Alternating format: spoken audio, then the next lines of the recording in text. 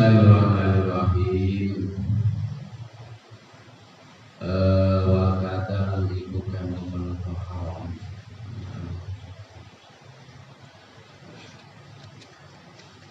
Walau pada ayat itu kita berarti bil ajariyah bahwa inah bil kami maktubihi ya tak. Wayarulan haram apa tamkinu bermumayyizi mengenakan saliannya bocah kang pintar.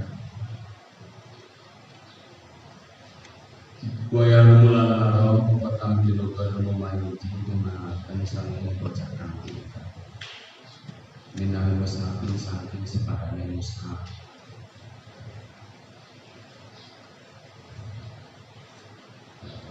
Haram punya memperbolehkan orang yang belum habis untuk memegang Al-Quran.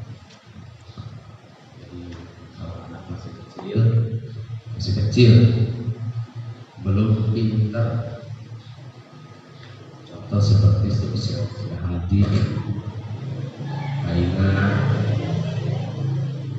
itu kita berikan Al-Quran untuk dibuat mainan, itu punya tidak boleh. Kecuali kalau untuk belajar, hanya diperbolehkan apabila untuk belajar. Kalau untuk belajar boleh. Tapi kalau di madrasah untuk hafalkan dengan ibunya boleh. Cuman disyaratkan kepada ayah ibunya harus mengajari tata krama, cara memegang Al-Quran, cara meletakkan Al-Quran, cara menyimpan Al-Quran. Walau pada ayatin senajan iku setengah ayat, meskipun cuma satu ayat, tidak boleh. Wa kitabatihi lan nulisin mushaf bil ajamiyati kalawan buat bangsa liyane Arab. Menulis Al-Quran, bacaan Al-Quran dengan huruf Latin selain bahasa Arab. Nah ini hukumnya apa? Anda sekolah menulis Quran seperti itu punya haram, tidak boleh. Begitu banyak saudara-saudara kita yang tidak tahu tentang hal ini. Berarti kewajiban kita harus memberikan tahu bahwa itu memang betul-betul diharam. Coba bisa alhamdulillah pakai diniati Quran. Kalau diniatinya baca kalimat syukur, tidak. Ini kalau diniati Al-Quran. Sama seperti dalam kartu undangan pakai apa? Bismillahirrahmanirrahim. Undang pakai Bismillah. Itu tidak perlu, karena apa? Undangan itu setelahnya dibaca langsung dilempar, ditaruh tong sampah. Kalau sudah dikasih tahu kok ngengkel terus, bahkan tidak mau nanggapnya sama yang ngasih tahu itu kodok, cuman no. Nah ini malah menyebabkan kufur tidak terasa. Bismillah itu Al-Quran. Karena Bismillah itu Al-Quran. Bismillah itu Al-Quran. Kalau Bismillahnya bukan Al-Quran, itu tidak jadi masalah. Ini yang jadi masalah Bismillahnya itu Al-Quran. Ini kamu kalau saya nggak lanjut dulu, kalau cuma baca kitab Safina saja atau kitab apa saja, ini kamu tidak tahu. Makanya mesti penting, pokoknya ikut asaran untuk penambah wawasan, untuk mengenalkan bahwa kita ternyata masih bodoh, untuk mengenalkan diri kita bahwa ternyata kita itu masih bodoh. Itu haram.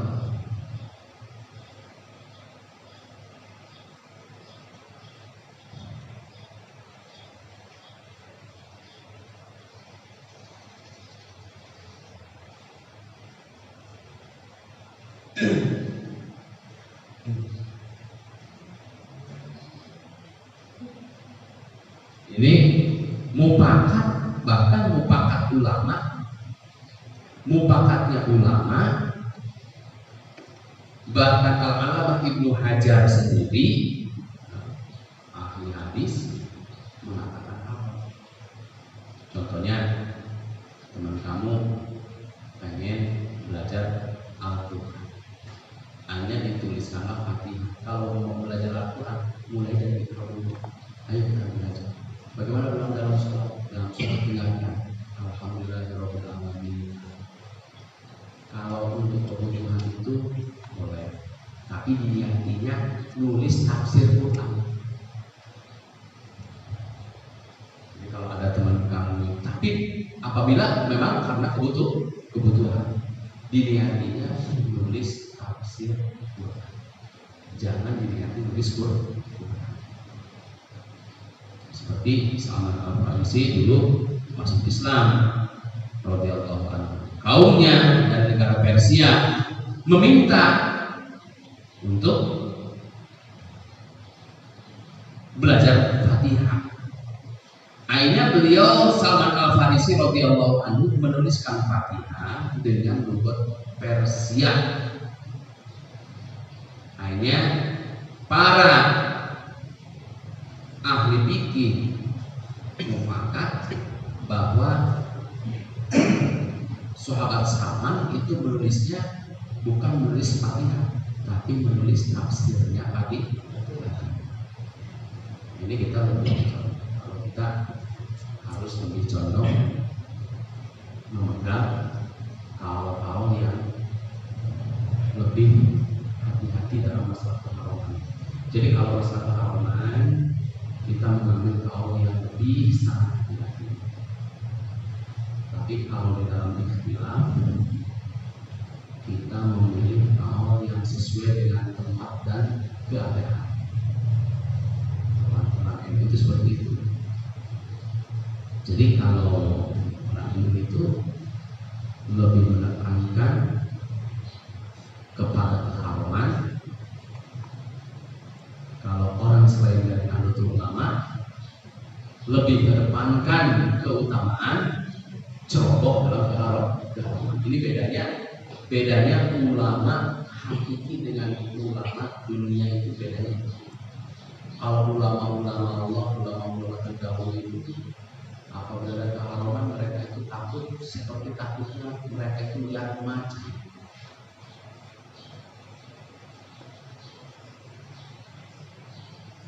Makanya ajaran-ajaran orang tua kita dulu itu, zaman dulu itu orang ngajinya biasa-biasa, tapi jarang yang zina,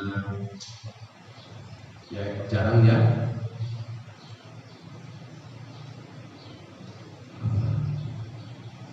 mabuk-mabukan, jarang yang kenapa? Karena orang-orang tua kita dulu, meskipun contohnya orangnya itu orang-orang Sunda namanya, mereka itu sangat ketat sekali. Bahkan ada orang baru yang datang waktu itu berunding, ada orang baru yang datang yang membawa ajaran perilaku yang negatif, itu menjadi cemooh. Setelah tahun 1931, mulai orang Belanda itu banyak menikah orang Prancis, Belanda, orang-orang dari luar negeri menikah kepada bangsa kita. Di situ mulai luntur nilai-nilai agama. Nilai agama mulai luntur pada tahun yang ambruk. Hanya meninggalkan dunia yang tadinya itu ahli agama menjadi sangat awam sekali dalam agama. Dan kalau kamu masuk kepada suatu tempat kepada suatu lingkungan yang di situ itu masih awam sekali, tapi yang penting masyarakatnya nurut mau sholat mau ngaji. itu kamu harus bersyukur sambil sedikit-sedikit memberikan pengetahuan agama. Jangan langsung spontan, apalagi bilang yang salah apa itu kamu neraka, mereka akan lari dari atas sih. Jadi pelan, syukur-syukur kalau seandainya caranya anaknya, cucunya dipondok-pondokkan. Nanti mereka itu akan belajar dari keluarganya lebih bagus. Jadi strateginya kita itu harus sampai ke situ. Juga jangan segan-segan kalau sebenarnya ada santri kok ditarik mantu. Seperti Wali Songo dulu ditarik mantu. Coba bayangkan Moji sekarang kalau ditarik mantu sama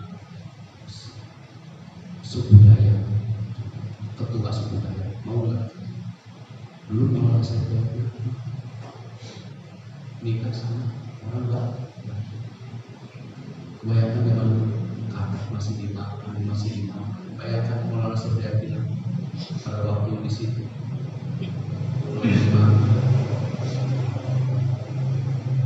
mending kalau suku Sunda, suku Bali itu ada sopan santun, ada jadi makanan kan. Coba kalau lihat suku-suku yang lain di Indonesia makan yang diberi di sate.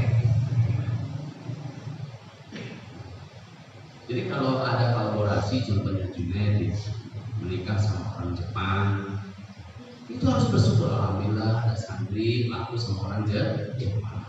Ada orang Korea mau, alhamdulillah. Sekolah kapan nikahnya sama putri Cina?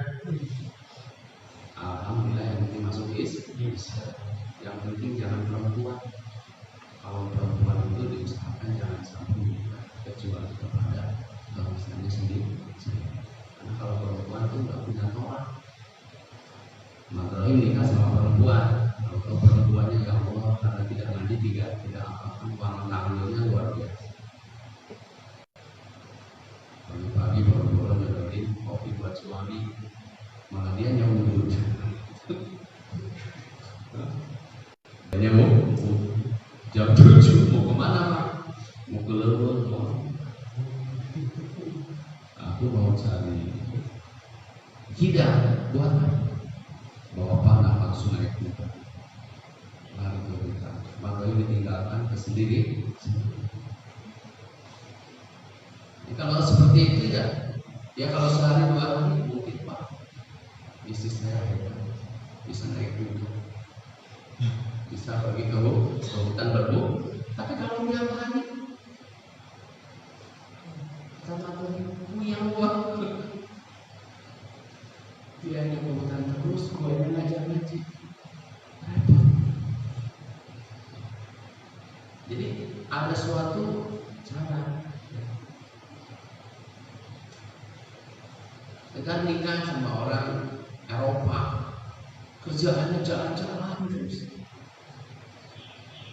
Ketika ngaji, ketika kerja, mau kemana? Mau ke Bali. Sekali belanja, Masya Allah, aksesoris anting-antingannya yang udah 10 juta. Padahal gajinya cuma 1 juta.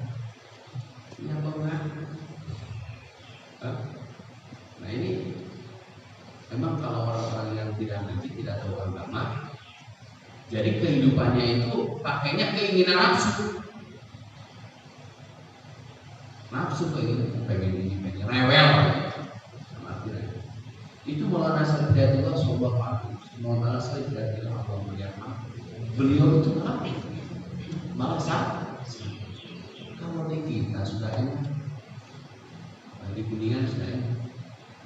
Nikah sama perempuan mana saja yang penting amatnya bagus, pendidikan dari orang tua tentang hormat suami telah ditanamkan dimulai dari dapur, dari sumur. Sepeda saja sekarang sudah mulai belajar gendong anak. Kalau di luar negeri kan sebagai bangsa kaum Eropa punya anak kecil tuh pakai baby sister, nggak mau, adik kakaknya itu yang ngurus oleh ponakan. Kalau di kita di itu semuanya aktif, sampai suaminya aja bisa nangis. Kalau di luar negeri atau Cina itu tak biasa seperti itu. Jadi ada sesuatu hal yang sangat berbeda, tapi memang itu keuntungan bagi bangsa di bangsa. Jadi kalau menikah sama bangsa kita itu lebih nyaman. Kamu menikah sama orang Jepang, satu orang Jepang, kalau lagi pacaran semua kebutuhan kamu ditutup oleh orang Jepang. Tapi kalau sudah nikah, orang Jepang tidak mau kebutuhan dia dan kamu semuanya harus dari gaji, dimakan gaji harus ke istri. Firman nggak boleh bilang yang ke istri. Kalau di Islam tidak seperti itu. Kewajiban sama istrinya diukur, sudah kemampuan suaminya boleh mengukur. Orang kafir tak bisa. Ya, jadi kembali lagi, kalau ada tujuan agama atau belajar sholat, ada teman mau belajar sholat, dia tidak bisa baca Al-Quran. Jadi bahasanya gini, kamu belajar sama saya Al-Quran, tidak apa-apa. Karena banyak yang sudah kurang tak baru belajar di banyak yang sana. Jadi untuk ininya setelahnya kamu apa, tolong ini dibakar, jangan sampai dibiarkan karena ini hanya untuk hajat belajar, bukan hajat membaca Al-Quran. Wawatu nabi dirhamin lan nyelehaken sepadane dirham atau naruh uang dalam Quran. Wawatu nabi dirhamin lan nyelehaken sepadane dirham naruh uang di Quran. Punya uang 300.000 diselipkan di Quran, itu haram. Makanya Al-Quran itu tidak boleh dijadikan tempatnya nyimpen duit, tidak boleh dijadikan tempatnya nyimpen duit, bahkan naruh uang di tempatnya yang biasa jadi tempatnya Quran, itu punya juga tidak boleh. Bimaktubihi inal perkara kang den tulise mushaf, bimaktubihi dalam perkara kang den tulise mushaf, au wa ilmin lan ilmu syar'i kang bangsa syariat, atau naruh uang di kitab yang sebangsa syariat, itu tidak boleh. Naruh duit di kitab Al-Mu'in, di kitab Takrib, di kitab Sulam Taufik, di dalam kitab Sabina dan kitab Tijan, itu tidak boleh. Wa katalan iku kaya mungkon-mungkon haram jangguhu utawi dadi agenah dirham. Baina awraqihi dalam antarane pira-pira. Baina awraqihi dalam